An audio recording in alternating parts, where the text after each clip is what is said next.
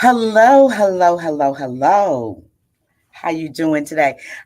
This is Kimberly Cecil Jones. I'm standing in today for Mr. Aaron Viles, your normal host. He will be returning next week. So, welcome to Kernels of Truth, brought to you by Progress Kentucky, and thank you so much. Um, for joining us. We really appreciate it. This week, we're going to be covering some dumb bills. Yes, very dumb bills being shared by the Kentucky GOP in Frankfort. Big, important issues like ending diversity, equity, and inclusion. Education programs and recasting January the 6th. Insurrectionist, I know I can't even get that word right. Insurrection, you know who I'm talking about, okay? And as innocent bystanders. This is ridiculous. Then we'll check on our friend of the show. Uh, and also, we'll talk about all things Kentucky. And yes, the Kentucky leader for Moms Demand Action is Miss Cathy Hobart. She's been a wonderful guest, recurring guest of ours, and we really do appreciate her. So, but first, are you ready to help turn Kentucky purple? I hope that you're saying that you are. We're still riding high from the re-election win of our great and wonderful governor, Andy Bashir, but we cannot lose sight of the fact that we've sent Andy back to the governor's mansion in Frankfort to be confronted and confounded by the GOP super duper majority in the legislators. We can't lose sight of the fact that there's still lots of work to do in our state to win better electoral outcomes for our Commonwealth. We hope most definitely that you will support us, Progress Kentucky, in our efforts to do just that. Make a contribution right now via our secure online website at Blue to help turn Kentucky purple. Send us $5, $25, $50, $500, $50,000. We're not going to turn it down. We don't even care if it's 50 cents. It's all welcome and it all adds up. So we want to make sure to do that. So it's time to check in with my other co host today. And you'll let us know who and where you are and what you are working on for 2024. Do you have some changes that you're planning on making? Do you have a resolution you're committed to and willing to share publicly? Who doesn't love just a little bit of group accountability? Oh, yeah, you there on the internet. Yep, that means you as well.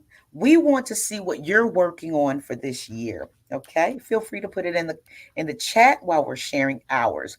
Once again, my name is Kimberly Cecil Jones, and I'm coming to you live from the wonderful, great county of Jefferson County, the largest county in Kentucky, and also home of the Kentucky Derby, and home to, yes, we're a little upset, but University of Louisville as well. So, um, hey, Doug, which I hear somebody laughing about U of L. It must be that U of K fan on the line that's about to tell you what's going on with him. Go ahead, Doug Well, Fresh. Was that you actually, laughing? Was that it was you? it was not me chuckling, but I It really was didn't know not Doug. I didn't know what you were talking about. I didn't know what is there like a basketball program at U of L, or were you talking about that? Yeah, we need to probably get rid of Kenny Payne. But you know what? When your parents have spent so much money, I'm spending money now, for the University of Louisville. How in the world can I not be for the team that has all my money? I feel sorry for Kenny Payne. I'm Doug Price coming to you from Harrison County, Kentucky. And the sign that I have, I could probably say it's a New Year's resolution too, but I'm gonna hold it up. It's actually in reference to our super duper Republican majority that we have in the legislature. It says, "Slow down, you move too fast." I would sing it, but I can't sing. I'll leave the singing up to Nate. What do you got, Nate? Slow down, you move too fast. Gotta make legislation last. Thank you, folks. Yeah, Oh, so what are we doing? Is this American Idol? for the IDLA. senior citizens. Very idle. It's the American Idol for the senior citizens. It feels good now that I can go to Kroger's on that day and get 10% off. Isn't that wonderful? Or 15% off. Isn't that great? What? I have a membership now to AARP, and I'm very proud of that. They even sent me a tote bag. I don't even feel embarrassed anymore to let the AARP show. It's a beautiful thing to get to this age, isn't it? You when you said you were going to fly your freak flag high, you didn't think that was what they meant. Probably. Who am I? Who am I to say? Who am I to say? So we're going to go now into the news of the very week, and that's WEAK, news of the week. And the first story is from Mr. Dougie Fresh, Doug Price. Thank you, Kimberly Cecil Jones. Tonight, I want to talk about some bad bills that in some cases being rushed through our Republican-controlled super duper majority state legislature. Our plan is to develop a top 10 list and promote this on our social media outlets. And perhaps we will have a competition for people to vote on the worst of the worst. Keep in mind that as of earlier today, there are 153 bills filed in the Senate and 427 in the House. So a lot to choose from. And I expect that bills on this list that are currently on the list will drop off the list, be added back on with an addendum to the bill, or several replaced by even worse bills. So the session has only begun. Tell us in the chat if you have a favorite bad bill, and we will look at the possibility of including it in our top 10. Tonight, I'm going to highlight 5 bills. The first bill is HB 5. The Republicans call it the Safer Kentucky Act, and I call it the Incarcerate the Poor Act.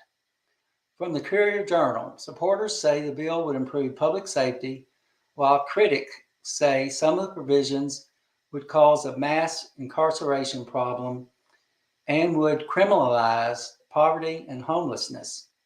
I've listened to some of the discussion about the issue and learned that if Kentucky was a country in the world, we would have the 7th highest incarceration rate in the world. This bill creates longer sentences, and so far, the writers of the bill have not provided information of the true cost of the bill. Prison populations will increase exponentially, and the cost will explode. The next bill up is HB 2. This would be a constitutional amendment. I call this the school choice bill and one of the top priorities for the Republicans. The lower the number, the higher the priority. This bill would decimate public funding. Our Constitution is clear. Public funds can only be used for common schools, also known and ID'd as public schools. The measure states, notwithstanding sections of the Constitution, the General Assembly may provide financial support for the education of students outside the system of common schools. Wink, wink. That means private and Christian. Charter. The General Assembly may exercise this authority by law in particular places as it deems proper. So they're basically giving themselves the ability to just control where the school funding goes, and if they appropriate funds to private and charter schools, it's going to be a mess. I saw a meme on Facebook that pretty much fits this situation. I don't really like the city parks. I want to join a country club so my kid doesn't have to play with those kids. And I want the city park system to pay for my membership. A note about constitutional amendments. According to the Kentucky Constitution, the General Assembly is allowed to put forth no more than 4 constitutional amendments in a year for the public to approve or disapprove. I'm tracking 5 already that have been filed, and there may be a couple more on the horizon. Perhaps next week I will be able to give an update about those measures. The next bill up is House Bill 9. This bill is referred to the Anti-Diversity, Equity, and Inclusion Bill. Essentially, the General Assembly wants to control what is taught and talked about in public universities. HB 304, this bill purports to help to facilitate and support parental rights and involvement in the student's life, wants to control bullying, makes the school report bullying and sexual contact between a school employee and a student, but also does not require any school employee to be called by their pronouns. Schools have to out kids to their parents. Please take time to read this bill. There is so much garbage in this bill. It's just really hard to describe. That's HB 304. Senate Bill 25. This bill is sponsored by my Senator, Steve West, and in essence, it takes home rule away from Louisville and Lexington related to ordinances that allow renters to use vouchers to help pay for housing. He promotes this as an effort to protect landlord rights. The effort is to make sure landlords are not made to use vouchers, and currently there is no law that requires this. Nobody is demanding that that happens. After providing such a discussion on bad bills, I want to end this segment on a high note, a truly lighter note.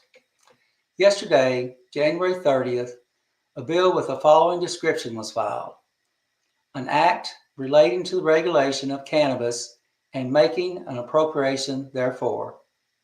The bill's assigned number 420. Back to you, Kimberly. Thank you, Doug. That's a lot to really have to think about and contend with right now in the state of things. Um, what do you think is going to be happening?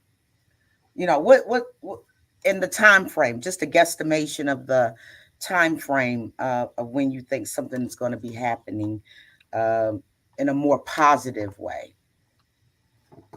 Well, it's hard to say. A bill is proposed in the House.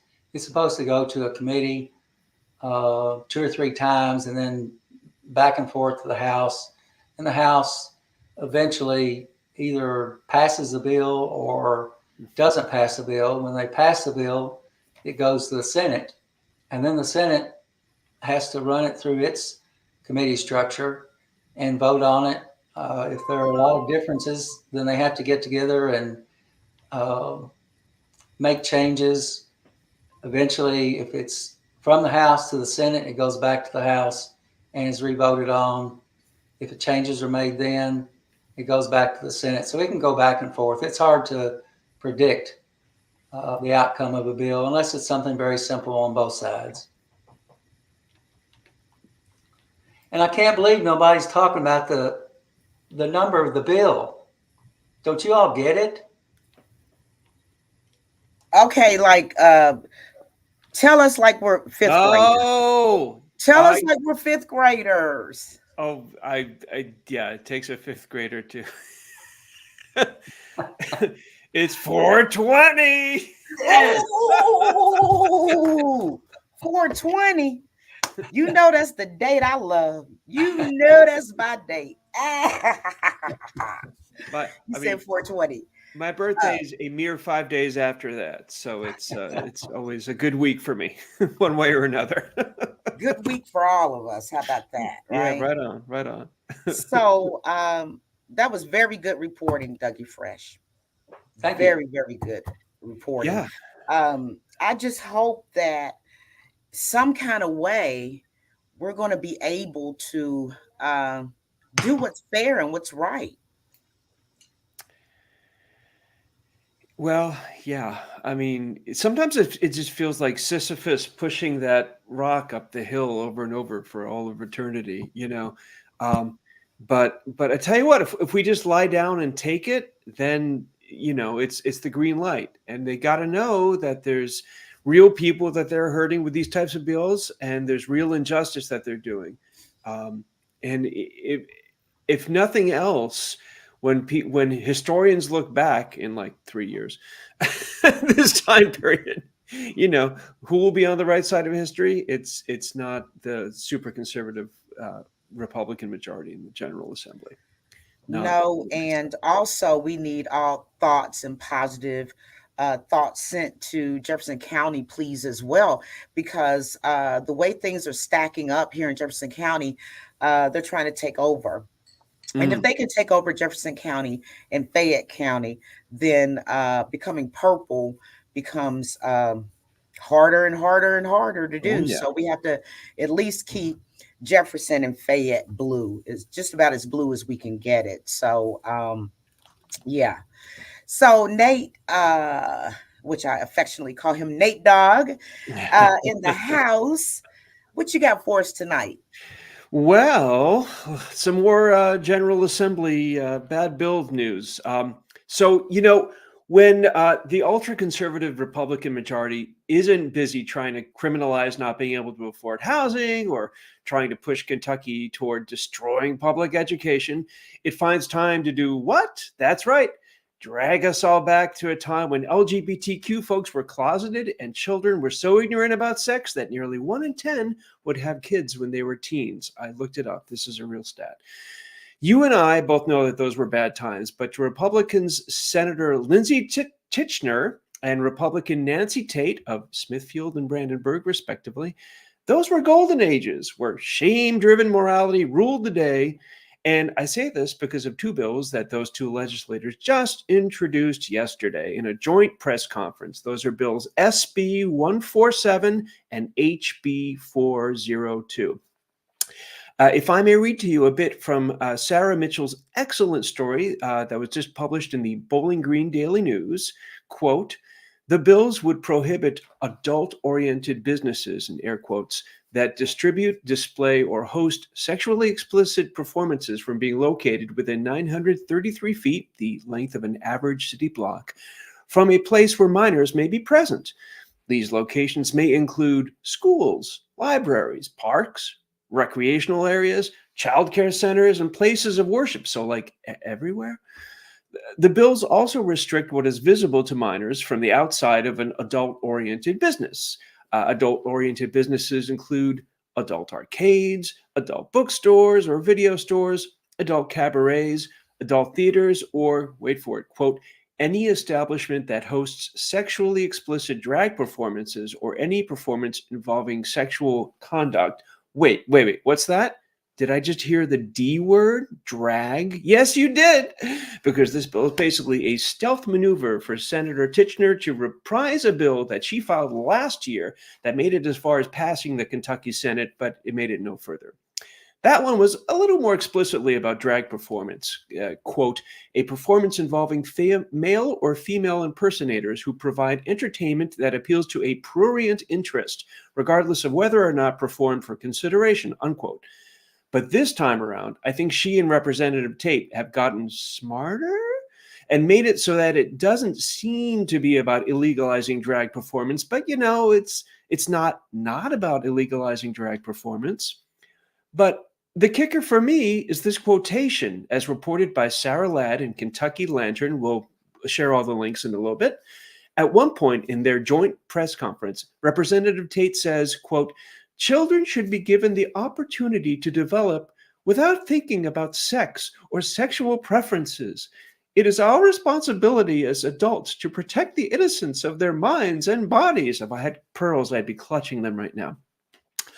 Oh, so you think if you can keep adult-oriented businesses 933 feet away from anywhere there's kids, that will keep them from ever thinking about sex or thinking about the kind of people they get crushes on? Madam, whom do you think you're fooling? Have you actually ever met a teenager or been one yourself? I mean, right? So yes, please do add SB 147 and HB 402 to your list of bad bills to call into the legislative hotline at 800-372-7181 for your legislators to oppose. And please, please, please stop voting for these kinds of simple-minded pearl clutchers who think they can legislate time travel back to the 1800s. And now I will leave you with this, and just imagine that I'm in drag, okay? La la la la, la la la la. Tate and Titchener, Tate and Titchener, drag Kentucky straight into a ditchner. Bogus outrage thrills 'em, pretending to protect our children. Tate and Titchener, Tate and Titchener, sanctimony don't deserve no listener. This I'll tell you, sibling, your IQ they are both belittling. Try to separate them from their delusions. Try, and you may find you need to do a brain transfusion. Tate and Titchener, Tate and Titchener. Prissy prudishness is now their niche. Victorians undercover. We can't have one. I wish we had none. These fogies both deserve each other.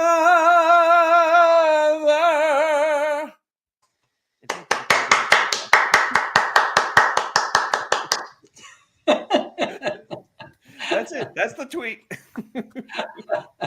Yay. You can't have one without the other. Okay, love it, love it, love it. You know what? We really, everybody needs to share this video for the information. And not only that, with that performance, we might be losing Nate to Broadway. So you better just keep this in your archives because this is a moment. Believe me. Don't worry, Kimberly. I'll always remember the little people. Oh, well, you might want to remember Dougie Fresh, but I'm one of the big people, okay? All that weight I gained while I was on medical leave. I was like, oh my God, I can't wear any of my clothes. That was wonderful. That was great. That was different. Titchener and Tate. I mean, just I'll give you an 8. I'll give you an 8. I'll give you an 8. I just think that you should have put a wig on or something. Yes. Then maybe you would have gotten a 9 from me. Next time. What do you give him, Dougie Fresh? What does he get? Oh, I think it was amazing. I'd say 10 plus. I think. You know what? I knew you were going to do that. I knew you were going to say that. Nobody is a 10. No, even me. I know you all think I am, but you are. You are. Oh, you definitely are 10. But you know who I like? I like Miss Cathy. That's going to be coming on really soon here. Miss Cathy Hobart Spicer. She's a Moms Demand Action for Gunsense in America, which is such a needed organization that needs to be supported as well. Miss Cathy Hobart Spicer, she's one of my sheroes, I should say. She's an activist extraordinaire. And I mean, what else can we say about her? I mean, she's a known great guest of ours. And I'm just ready to see what she has to say about what's going on nationally, statewide, locally, and how we can get more involved because gun fatalities are getting higher. Gun accidents, seeing children, being unalived is one of the most saddest things that you can ever think of by a gun. So, Miss Cathy Hobart Spicer, we are so glad to have her tonight. Really, really am. I've been looking forward to this. Well, hi, guys. I'm glad to be here. Now, I was told that this was going to be an interview, so I don't have like a song prepared or a news report or anything like that. So anyway, but I do have plenty of information that I can share with you about what's going on with the gun violence prevention movement. So, yeah. Miss Cathy, I give you a 10 She's a 10, fellas. She's a 10. Because you just said no, and even you isn't a 10. So. I know, but you're doing more than me. I'm a 9.5, though. At least. So you've been at this work for a few sessions, I would say, or maybe a lot of sessions. Is that right? And does this session feel any different to you coming into 2024? And has the Old National Bank tragedy has it made this issue more real for lawmakers in Frankfort? What were your thoughts? I guess I gave you 3 questions in one. I gave you the That's a lot boom, of boom, bam. That's what I gave you. A lot of questions all at once. Well, I have been involved with this movement for. Wait a minute, Miss Cathy. Are those earrings that you have? What? Yeah, they say moms demand action for Gunsense, and they have the state of Kentucky on them. So about I don't know, 3 or 4 years, it's probably more than 4 years ago. I don't know if you all know Faith Evans from Lexington, but she made us these earrings. She was part of Moms Demand Action at that time. She's, I think, in law school now. But anyway, she made them for all the people that were hanging around in those days. So I still have mine. She also made us Andy Bashir earrings too, but I only have one of those left. I lost one.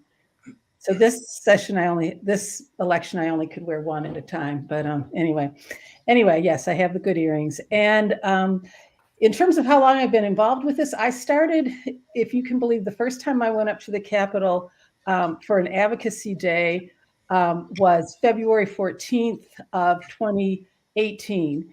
And I had just gotten involved with Moms Demand Action at that day. And if all of you know, we in the gun violence prevention movement always mark everything by what shooting happened that day. That was the day of the Parkland shooting.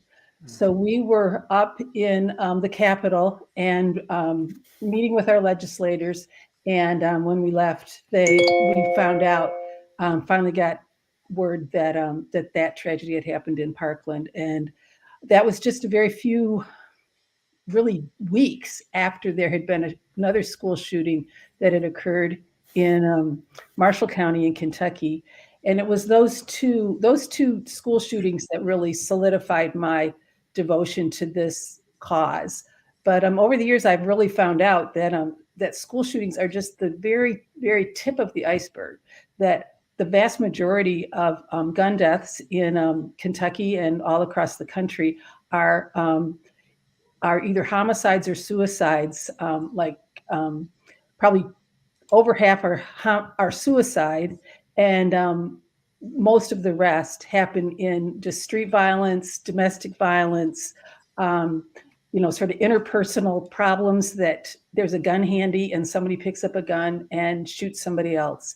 And so this is a very pervasive problem, and it affects us all over Kentucky. And I think a lot of people did get a lot of attention. It brought a lot of attention to the state of Kentucky when the Old National Bank shooting in April of last year. There was a person who was clearly disturbed. Many people knew that he was disturbed, and yet he was able to get a hold of a very powerful weapon, and just a few days later use that to shoot several people, and killing 5, I believe, and gravely injuring a police officer. And of course, the police took him down too. So he ended up dead as well. So that tragedy, I think, really brought home to a lot of people that maybe don't live in neighborhoods where there's shooting going on every day or every week, that, hey, this could actually even happen in a place where I go sometimes, like the bank. And I think that many of our legislators, in fact, knew some of those people that were killed in that shooting. And I think that really shocked them. I think another shooting that really shocked our legislators was happened just a few weeks before that, which was in Nashville. There was a shooting at a Christian school. And I think a lot of people thought, oh, my kids would be safe from a school shooting because a Christian school would never be this, where somebody would walk in with a gun and start shooting. But of course they did. And I think that was another thing that was a wake-up call to some people who, always think that this happens in other parts of the state, to other kinds of people, not the kind of people that I care about. And so anyway, I'm hoping that that we are going to see some movement for the first time in a long, long time. We actually have one good bill that has been filed that we're hoping is going to get some movement. And I don't know if you guys want to ask me more questions or if I should just keep talking. So, oh, Kim, you're on mute.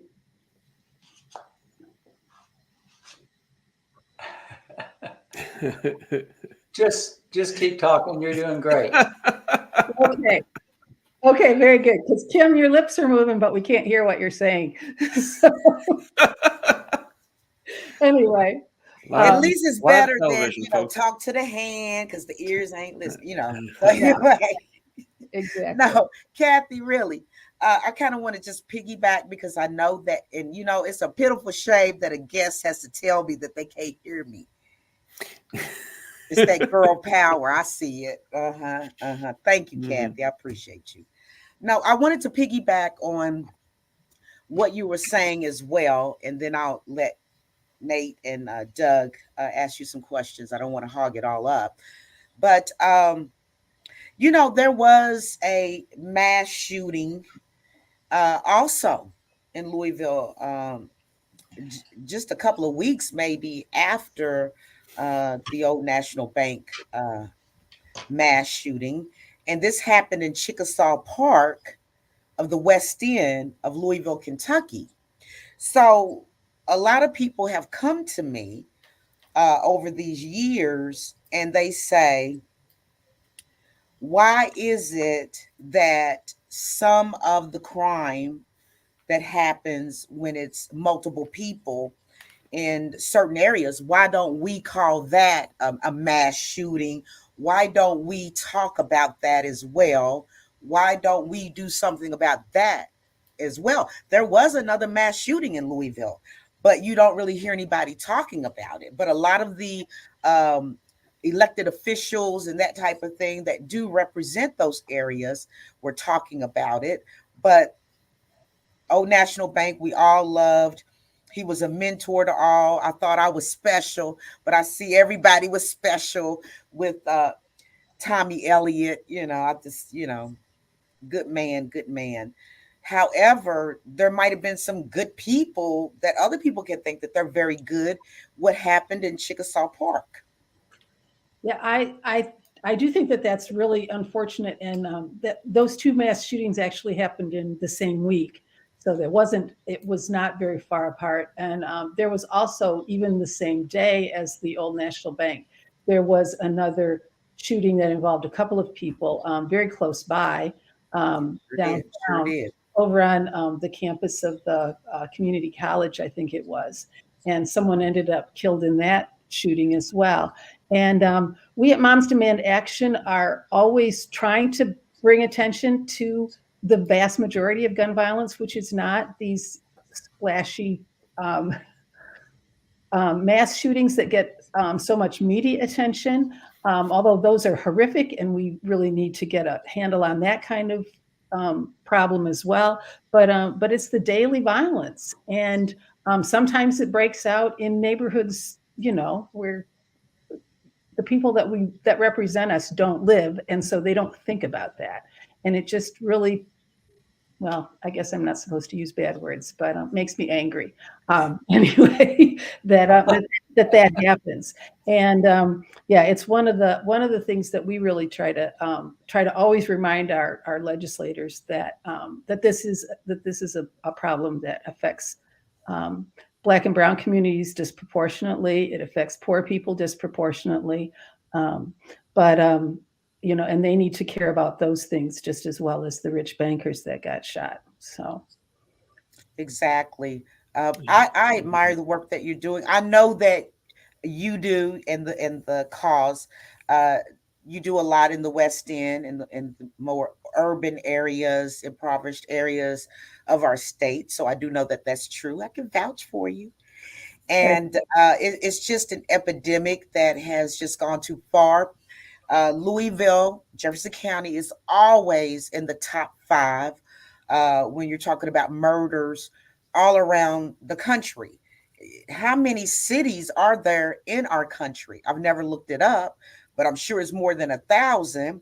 And then, we're ranked in between first place and fifth place. Something has to be done, and it has to be done now. Yeah, I would agree. I would agree definitely. And I think that the bill that you all talked about just a little bit ago, where they're going to try to take over more control of Jefferson County and Fayette County from the people that actually live in those counties, is just a recipe for making this worse, not better. What Jefferson County needs is the ability to make some of their own laws. If the state won't make the laws for them, then Jefferson County should have the ability to do that. But because we have what they call preemption here, any mayor that would propose a law that would be in violation of or that would be contrary to state law would be put in jail. Not just like he can't do it, but it's actually a crime for him to try to get legislation through his city government that would regulate guns in any way that the state has decided that they're not going to regulate those guns. So these are the same people who are always talking about local control, local control. yeah, but it's only local control for us, not local control for you. Mm-hmm. Mm-hmm. Yeah. Yeah, and I have another example of that. My senator refuses to talk to people who are not his constituents because that's who he works for, he says. But he's one of the people who wants to pass SB 25 that will take local control away from Lexington and Louisville related to housing. But anyway, I want to ask you this question. We know that some GOP lawmakers have portrayed interest in gun safety measures this session. Yeah. Senator Whitney Westerfield, he's outgoing. I mean, he's not running for re-election. And I think that may factor into his decision, but he supports the crisis aversion and rights retention of the car bill. What are you seeing on that bill? Well, yes, and that bill was filed last week. It's Senate Bill 13, lucky number 13. So, Whitney Westerfield and David Yates, the Democratic senator from Louisville, are co-sponsoring that bill, and they're really presenting it as a bipartisan bill with bipartisan support. At this point, I think they have more support on the Democratic side than they do on the Republican side. What we hear sort of through the grapevine is that, yeah, we need to do something, but they're all afraid to come out and say that because they think it's going to affect their chances of reelection. And so yeah, they're just as scared as the rest of us are of the gun violence, but they're more afraid of losing their jobs, I guess, than they are of their kids being shot or their,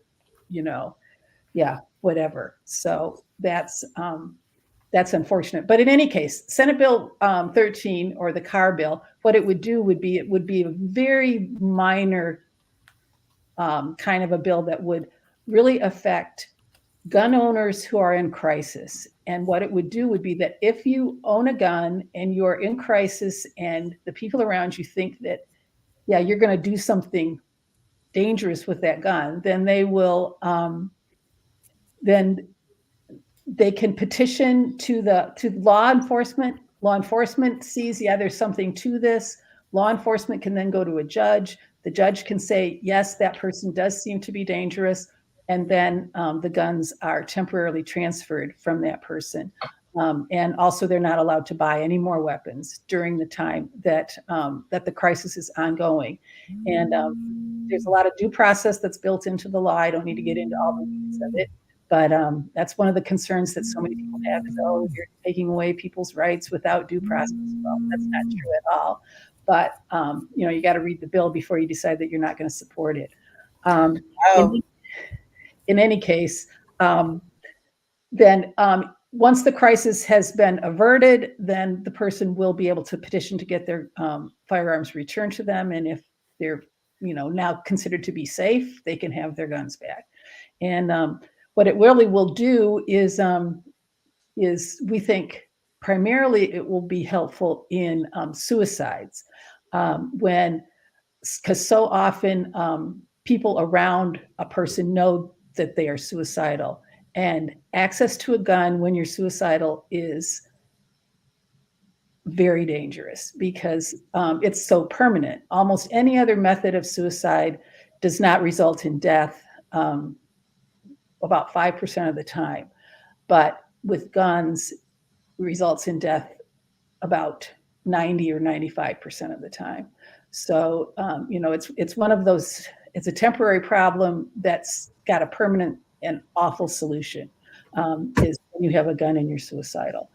We also think that it could be effective in preventing other kinds of shootings when people are like the type that happened actually at Old National Bank when this young man was telescoping to so many people that he was making plans to do something crazy. Now in his case, he was able to buy the gun. He didn't own the gun until he had actually decided to go out and do the deed, I guess. But he could have been put on a register and been disallowed from buying that gun. So no law is going to be perfect and going to prevent all gun violence, but this is certainly a step in the right direction.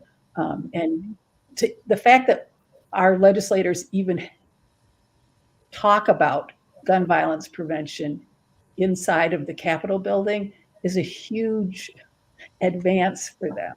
I mean, they will talk about mental health, they will talk about this or that or the other thing, but they will never say anything about the guns as being part of the problem or part of the solution. And so this is, in our opinion, it's an advance. But what we're really asking people to do right now is we just want this bill, Senate Bill 13, to get a hearing. Right now it's in the Committee on Committees, and the Senate leadership has to decide to move it into a committee, and we're hoping that it will move into the Judiciary Committee, because that's the one that's headed by Senator Westerfield, who is the sponsor of the bill. So we know if it gets into his committee, which is where it belongs, that's where most bills that have to do with gun violence end up in the Judiciary Committee, then we know it'll get a hearing because he'll put it on his own bill on the agenda. So that's what we're wanting right now, is just to get a hearing for it. There's other bills that have been proposed. There's a couple of other bills that are similar to the car bill. Car is also referred to as a red flag bill or an ERPO bill, although never say that in front of a Republican. Never use those words, because that means unconstitutional. They don't really know what these words mean. But anyway, and there are some other bills, some other ERPO bills that have been filed in the House. There's House Bill, let's see, what are the ERPOs? House Bill 331 and House Bill 30. So those are another couple that can be looked at. And they actually give more, both of those bills have been filed by Democratic, a variety of Democratic House representatives. And they give more leeway to more people to be able to file the petition to get the guns away from somebody, not just the police. So in those bills, a family member or a mental health professional could go to the judge. They wouldn't have to go to the police first before they could get the judge to pay attention.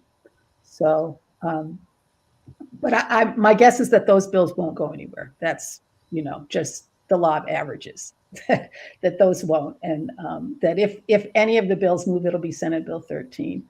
There's also a couple of bills that have been filed that have to do with safe storage of guns. And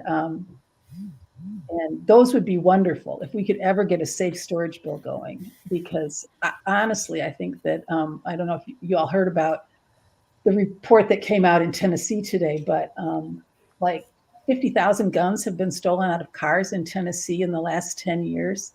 And a goodly chunk of them have been used in crimes. And that's what's happening in our state too, that ever since we got rid of the concealed carry permitting process, people are just carrying their guns with them everywhere. They're throwing them on the car seat or under the seat. And thieves know that they can look for guns in the cars, and they're stealing them and then using them in crimes. So stolen guns become crime guns. And if there was a way of encouraging people through the law to actually be responsible gun owners, then that would be a great thing. And it would also keep guns out of the hands of kids. Every school shooting we've ever had in Kentucky, the teenager has gotten the gun easily accessible at home or a neighbor's house. They didn't have to steal it or find it somewhere. They knew where it was, and they just went and got it. It also could prevent accidental shootings as well. And especially when toddlers get a hold of guns. You're very surprised to find out that a 3-year-old can kill a 2-year-old or his mother, but in fact, they can do that. They have enough strength in their hands to be able to shoot a gun. And if it's aimed in the wrong direction, it's going to kill somebody. So those would be some nice bills that we could get going too. And those have been filed. That's Senate Bill 56 and House Bill 240 and House Bill 373. And that's the thing about it. When a 3-year-old, picks up a gun that apparently just laying around and shoots and kills themselves or somebody else, we hear thoughts and prayers. And I think there ought to be a law that if you don't have your gun locked up and somebody gets it, you're liable. I just don't understand. We've got this gun fetish that it just doesn't make any sense. Yeah, I've heard representatives say, well, hasn't the family suffered enough? They lost their child. Well, yeah, they have suffered a lot, but they were negligent. And, any other negligent act on the part of a parent that results in the death of a child is going to be punished. You can't let your kid be in the car without the car seat. You can't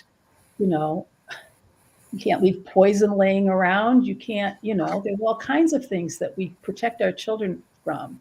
And we hold people liable for the terrible things that happen because of their negligence. And I don't see why guns should be any different. Yeah. Hey, Go ahead.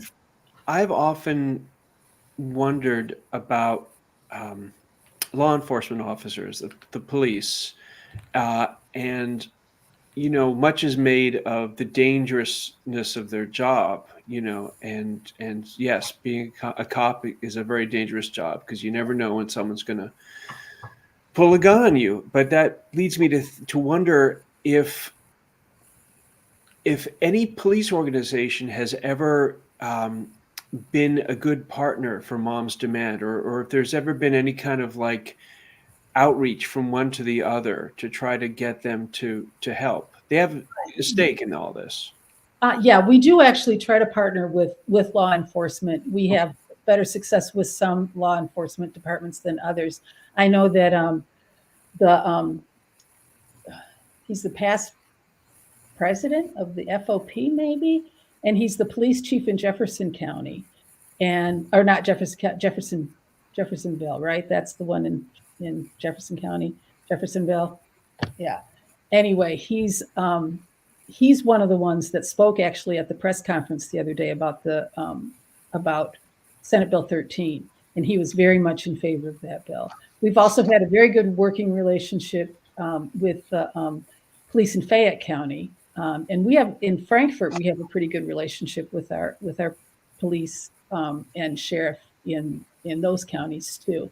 Now, some of the other counties, not so much, but we do have success, and in large extent, the police officers, they don't like the fact that people have guns on them all times, and people especially that don't have training, that don't have, they don't know what they're doing with their guns, and and the flow of guns, it endangers all of us, including police. So, yeah. Let me ask you this: does Moms have an opinion on the reselling of confiscated guns? I don't know if we have an official stand on it, but I know that we in Kentucky Moms Demand Action think it's a terrible idea, and Yeah. we would like to see that law changed. Um, yeah, I don't know that that it's a big problem around the country. I know it's a big problem here, but I don't know if other states allow their state police to just resell the guns, and then they end up back sometimes on the street. They say they sell them through licensed dealers, but we know that, when you don't have a very good background check system, which we don't have here in the state of Kentucky, selling to a licensed dealer doesn't mean that the gun won't end up back on the street. So Sure. It's a horrible thought to know that the weaponry, that gun that was used for the Old National Bank, will be on the market, and somebody will buy that gun, the yeah, gun that killed I'm not, many.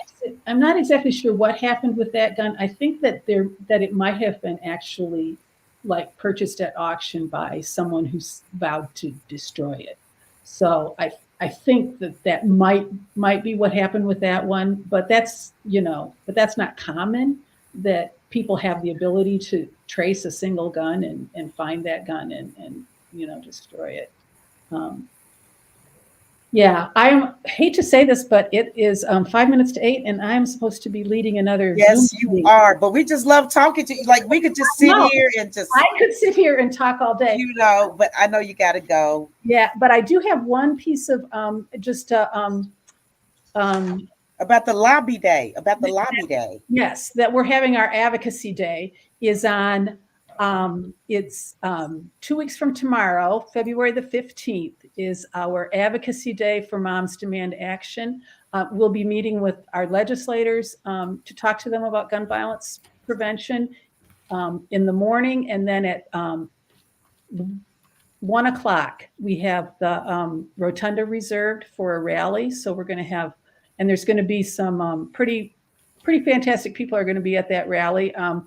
The Lieutenant Governor is going to be one of our speakers, Jackie Coleman. I think a friend of you guys, Willie Carver, is going to read some of his poetry, and Emma Curtis is going to be another one of our speakers, and we're going to have several survivors. Divine Karama, if you know him, he's runs the program called One Lexington that is really helped to reduce gun violence in Fayette County, and it's being used as a model. I know that he's been talking to people from Jefferson County on how they can get that going. So yeah, if you guys can get anybody out to our advocacy day, we would really appreciate it. It would be, the more people that are there, the more that they're going to see that the people in Kentucky really do care about this issue, that this is important to us. So anyway, I do have to go. So Thank you, Cathy. Thank you so much. We love so much. you. We love Right. you, and keep doing the work. We love you, though. Okay. Thank you. All right. Thank you, Kimberly. Thank you. Bye. I think she's like amazing. She's Oh my she's goodness. amazing. Yeah, she's amazing. Yeah, And she's even a though she hero of had- mine too. yeah, even though she had other obligations, she still wanted to be on here with us. That's why it's so important that everyone shares the video so this pertinent information can go out. This is information that should go viral, seriously, in our state. I think a lot of people, they're not as passionate as we think they should be, because maybe they just really don't know, or they don't know the odds of what can happen truly.